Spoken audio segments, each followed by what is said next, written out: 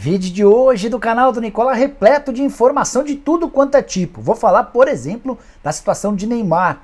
Tem gente na imprensa europeia cravando que o Neymar está à disposição do mercado e pode deixar o PSG.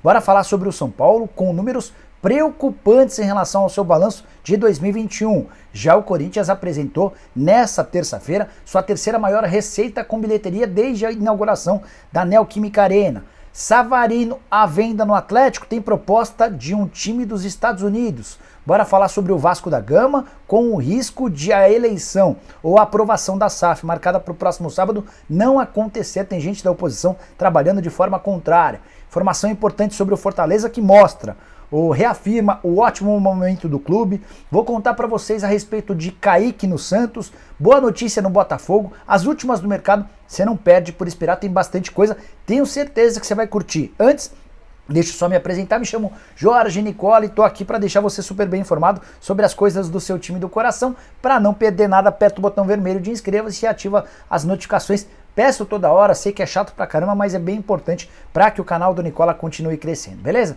Bora contar que todo esse conteúdo é um oferecimento de sportbetbr.com, casa de apostas esportivas que tem o Milton Neves como embaixador. Nessa quarta-feira, uma dica que eu quero dar para vocês é do jogo do Palmeiras contra o Emelec, partida marcada pro Equador. E a vitória do Palmeiras por lá paga R$ 2,06 para cada real apostado. Na quinta-feira, duas partidas de times grandes. O Flamengo pela Libertadores enfrenta a Universidade Católica no Chile e a vitória paga 1,62. Já o triunfo do São Paulo contra o Wilstermann na Bolívia, pagando R$ 1,80.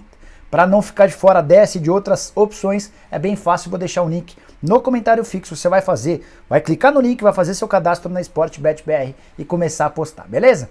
Bora começar o vídeo com um giro de notícias e contar que o torcedor do Boca Juniors que imitou o macaco, Leonardo Ponzo, já foi liberado e deixou a delegacia de polícia. Ele chegou a passar a noite preso e pagou fiança de R$ 3.000 para desembarcar ou para deixar a prisão e já embarcar para a Argentina. Inclusive foi flagrado numa foto, num story, ao lado de um outro torcedor do Boca fazendo brincadeiras com o macaco. Enfim, parece não ter aprendido a lição. Ele pode ficar de 1 a 3 anos preso, embora depois de embarcar para a Argentina essa chance tenha sido diminuído bastante por injúria racial. Esse é o preço, esse é o prazo de crime por injúria racial, 1 a 3 anos. Bora falar sobre o Flamengo que não vai ter o Davi Luiz para a partida contra a Católica. O Davi Luiz foi liberado para resolver problemas particulares, além dele não jogam Ayrton Lucas, Rodrigo Caio e Mateuzinho. Por outro lado, Bruno Henrique está voltando depois de algumas partidas de ausência. Bora falar sobre o Fluminense, momento do ataque bastante ruim. Nos últimos 6 jogos, o Flu não marcou gols em 5 deles, causando bastante preocupação no torcedor do Tricolor. Bora falar sobre o Atlético Mineiro que com empate com o Del Valle nessa terça-feira ampliou para 16 o número de partidas sem derrota em Libertadores.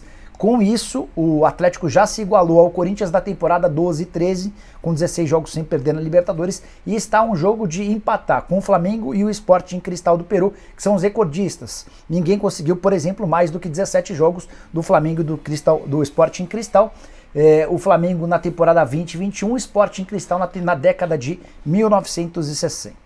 Bora falar para fechar o giro de notícias sobre a seleção brasileira, que parece já ter sua agenda praticamente toda repleta, até a competição, até a Copa do Mundo marcada para novembro. No mês de junho, por exemplo, amistoso contra a Coreia do Sul no dia 2, amistoso contra o Japão no dia 6 e contra a Argentina no dia 11. No mês de setembro, o Brasil ainda deve enfrentar o México em amistoso e a Argentina naquela partida que ficou devendo das eliminatórias para a Copa do Mundo. Logo depois, a partir de novembro, já começa o Mundial. Queria falar sobre Caleri, que tem rendido bastante assunto nos últimos dias, e a especulação que surgiu na Argentina é de que o Caleri já tem a obrigação de ser comprado pelo São Paulo. Disse para vocês que eu vi um dirigente do Tricolor e ele confirmou que ainda não. E aí o pessoal do GE fez as contas e agora tá bem fácil de explicar. De fato, o que o São Paulo precisa para ter a obrigação de comprar o Caleri, se o Caleri atingir 30% dos minutos do São Paulo disputados, desde que ele chegou em agosto do ano passado, o Tricolor é obrigado a comprá-lo. Isso significa que, se ele atuar por mais 4 partidas completas, ele atinge esses 30%, ainda que o São Paulo dispute todas as finais daqui até dezembro, e aí o Tricolor é obrigado a pagar 3 milhões de dólares. Mas isso vai alterar pouco o preço do dólar, até porque o São Paulo já se decidiu por comprar o Caleri, ele fazendo ou não esses 4 jogos de maneira rápida. Bora falar sobre o Santos. Boa notícia, o presidente Andrés Rueda anunciou nessa quarta a renovação do contrato do Kaique, zagueiro de só 18 anos de idade, pretendido, observado e especulado por alguns dos grandes clubes do futebol mundial. O contrato dele só terminaria em novembro de 2023, mas o Santos, preocupado com a sede, com a intenção de dar uma melhorada na situação dele e também na multa rescisória, ampliou esse contrato para dezembro de 26. Kaique, que na temporada passada disputou 37 partidas e segue como titular em 2022. Bora falar sobre o Botafogo, perto da marca de 30 mil sócios torcedores, bastante impulsionado pelas últimas notícias. O Bota vira o ano com 21 mil torcedores e esse número se mantém até o final do mês de março. A partir da chegada do Luiz Castro e de outros reforços, há uma guinada e o Botafogo vai bater nas próximas horas os 30 mil sócios torcedores, que hoje já garantem uma receita de R$ 826 mil por mês. São 4 categorias de plano. A ideia do Botafogo é ampliar esse número de sócios torcedores e de maneira consequente também aumentar a sua receita com o programa de sócios torcedores. O recorde do Botafogo quando o assunto é sócio torcedor é de 2017, quando o Botafogo disputou a Libertadores da América. Na oportunidade foram 38 mil sócios torcedores. É natural que nesse embalo de John Textor e companhia, essa meta esse recorde seja batido nos próximos meses. Bora falar sobre o Vasco da Gama para te explicar a respeito da treta que envolve a SAF, a 777 e a oposição. Está marcado para sábado uma Assembleia Geral dos Sócios, em que os sócios do Vasco vão votar se aprovam ou não a mudança no estatuto do clube para que o Vasco possa se tornar uma sociedade anônima do futebol. Esse passo é super importante para que a 777 possa comprar 70% das ações do Vasco. O Conselho Deliberativo já aprovou. O que o pessoal da oposição fez? Com participação do Levinciano, a oposição se mobilizou e entrou na justiça para deslegitimizar a atual diretoria. A alegação é de que a eleição de 2020 ainda está sob júdice. Você vai lembrar que o Jorge Salgado foi eleito, com o Levinciano reclamando que a eleição não foi válida, enfim. Resta saber se a justiça vai aprovar esse pedido de suspensão da votação do próximo sábado. Se houver aprovação, é possível que sócios ou gente da situação entre na justiça para pedir liminar, para permitir que essa eleição aconteça no próximo sábado. Mais uma treta, mais uma confusão em clube de futebol no Brasil, em meio ao processo de sociedade anônima do futebol. Ainda tem bastante gente que é contrária à profissionalização dos clubes. E você? O que você pensa sobre essa história? Eu uso o espaço para comentários e deixe sua opinião, beleza? Bora falar agora a respeito do Fortaleza. Números bem legais do Fortaleza, vive fase espetacular, talvez a fase mais brilhante do Fortaleza em cenário nacional. Só para lembrar que na temporada passada o time foi campeão cearense, foi 4º colocado do Campeonato Brasileiro e chegou à semifinal da Copa do Brasil. Não bastasse tudo isso, ainda garantiu classificação inédita para a Libertadores da América, que está sendo disputada nesse ano. Pois bem, Fortaleza divulgou nas últimas horas o seu balanço referente a 2021. Superávit de 15 milhões e 300 mil reais, ou seja, Fortaleza fechou no azul bonito. Ele arrecadou 15 milhões a mais do que gastou ao longo do ano de 2021. É o maior superávit da história do futebol nordestino, tá? Só para você entender um pouquinho do futebol cearense. Eu falei nordestino, mas vamos ser mais precisos do futebol cearense. Outra coisa importante, receitas do Fortaleza na temporada passada de 158 milhões de reais, recorde na história do clube. As receitas de 158, as despesas de 143, por isso esse superávit de 15 milhões de reais. As coisas no Fortaleza vão muito bem, obrigado. Já o Corinthians pode se gabar de ter obtido nessa terça-feira no jogo contra o Boca Juniors, vitória por 2-0 com 2 gols de Maicon, a terceira maior renda com bilheteria de toda a história do estádio em jogos do Timão. A primeira renda foi de uma partida disputada em 2018. Final da Copa do Brasil, aquele jogo contra o Cruzeiro, vocês lembram? 5 milhões e 100 mil reais de renda bruta. A segunda maior bilheteria se deu no ano seguinte, em 2019, na final do Campeonato Paulista contra o São Paulo, 5 milhões de reais de bilheteria. Nessa terça-feira, com pouco mais de 44 mil torcedores presentes no estádio, a receita foi de 4,6 milhões de reais. Esse valor é bruto, com todas as taxas e descontos, vão sobrar para o Corinthians algo na casa de 3 milhões e meio, 3 milhões e 600, talvez 3 milhões e 700 mil reais, bastante dinheiro, levando em consideração a necessidade dos clubes no Brasil de fazerem receitas. Só para arrematar, é legal contar o envolvimento do torcedor presente ao estádio nessa terça-feira, cantando, ajudando, empurrando. Certamente esse 12º jogador foi fundamental na vitória por 2-0 com 2 gols do Maicon. Contei para vocês no vídeo da manhã dessa quarta-feira que o Maicon aceitou reduzir em 60% seus salários para jogar no Timão. Se você não assistiu ao vídeo, vou deixar o link para você ver, beleza? Bom, bora falar agora sobre o São Paulo. Se Corinthians e Fortaleza têm números bacanas, o São Paulo nem tanto. É que o Tricolor divulgou seu balanço referente a 2021 e os números são bem preocupantes. São Paulo registrou um prejuízo de 106 milhões de reais.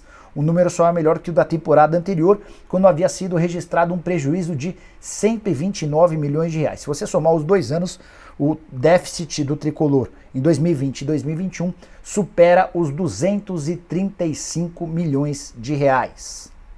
O Tricolor conseguiu aumentar suas receitas na temporada passada. As receitas cresceram 107 milhões de reais na comparação com o ano anterior, saltando de 358 milhões para 465 milhões. Mas também houve um crescimento nas despesas. São Paulo cresceu 72 milhões de reais em despesas, eram 488 milhões em 2020, foram 560 milhões em 2021. O presidente Júlio Casares alega que a maior parte dessas despesas foi com pagamentos de dívidas antigas. Foram 82 milhões de reais pagos com dívidas para clubes e empresários, a gente pode incluir nessa conta. Thiago Volpe, Pablo, Kaká, Antony. O Antony é uma prestação em relação ao empresário, tudo que o Leco não havia pago. O Leco ainda deixou uma série de outras pendências que estão sendo regularizadas com o passar do tempo. Você pode estar se perguntando sobre a dívida do São Paulo hoje, certo? Dívida também aumentou. De acordo com o balanço, ela hoje é de 642 milhões de reais. Crescimento de 68 milhões na comparação com dezembro de 2020. Crescimento de mais ou menos 10%. 642 milhões é de fato uma cifra bastante preocupante. E você, o que você pensa a respeito desses números do São Paulo? Use o espaço para comentários para deixar a sua opinião, beleza? Só mais uma importante sobre o São Paulo. Tricolor anunciou nessa quarta-feira a renovação de contrato do Luciano, algo que eu já havia contado para vocês há alguns dias, certo? Para completar, bora falar agora sobre Savarino. O meio atacante que vive boa fase, né? Temporada 16 jogos, 4 gols e 2 assistências. O Atlético recebeu uma proposta nas últimas horas do Real Salt Lake, time da Major League Soccer, de onde o Savarino foi comprado. Vocês vão lembrar que em 2019 o Atlético desembolsou 8 milhões de reais para comprá-lo justamente desse time. Pois agora o Real Salt Lake topa pagar 15 milhões de reais por 40% dos direitos econômicos. O Galo havia pago 8 por 60%. O negócio do ponto de vista financeiro é bem bacana. A dúvida é o que você faz com 15 milhões de reais para repor a saída do Savarino. Há uma dúvida muito grande dentro do Atlético se vale a pena ou não fazer o negócio por um ponto importante. O Savarino é mais um dos estrangeiros do atual elenco do Galo. Se ele permanecer no clube, na metade do ano o Pavon vai ser contratado, o Pavon argentino, e serão 7 estrangeiros. Você só pode relacionar 5 por partida. E essa é uma preocupação muito grande. Na temporada passada, com 8 jogadores, o Atlético sofreu demais com essa questão dos estrangeiros. Hoje o Atlético tem o Godin, Júnior Alonso, Nacho, Zaratio, Savarino e Vargas. 6 com o Pavon, 7. Então a dúvida é vender por 15 milhões de reais ou não? O prazo de inscrições na Major League Soccer se encerra no dia 4. Eles ainda existem alguns dias. Se eu estivesse na pele dos dirigentes do Galo, tentaria um valor um pouquinho maior. Talvez se chegasse a 20 milhões de reais e eu bateria no martelo. Acho que pode ser um bom acordo, embora reconheça no Savarino um jogador dos mais interessantes. Se esse acordo for firmado de 15 milhões por 40%, o Atlético ainda fica com 20% do valor de uma venda futura. E você venderia? Não venderia? Tô curioso para saber sua opinião, beleza? Bora fechar o vídeo para falar a respeito de Neymar. E que situação, hein?